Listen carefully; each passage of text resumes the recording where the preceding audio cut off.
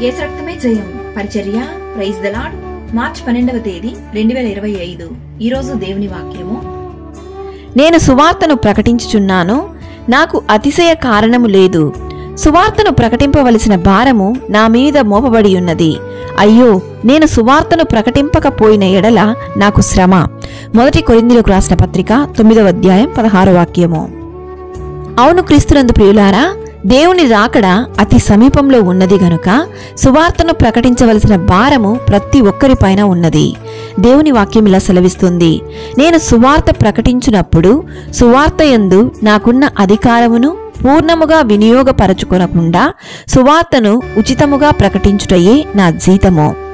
బలహీనులను సంపాదించుకొనుటకు బలహీనుడనైతిని, ఏ విధముగా చేతనైనను కొందరిని రక్షింపవలెనని అందరికీ అన్ని విధములైన వాడనై ఉన్నాను.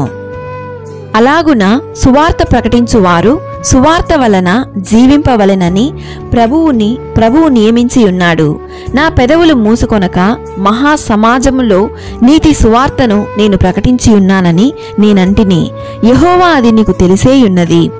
ప్రతి ఒక్క దేవుని సేవకులు దేవుని యందలి భయభక్తులతో సువార్తను ప్రకటించాలి.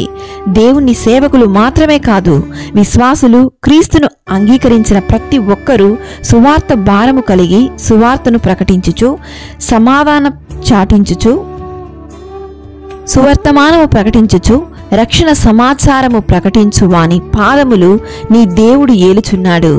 సువార్త ప్రకటింపకపోయిన ఎడల నాకు శ్రమ అని దేవుని వాక్యం సెలవిస్తుంది.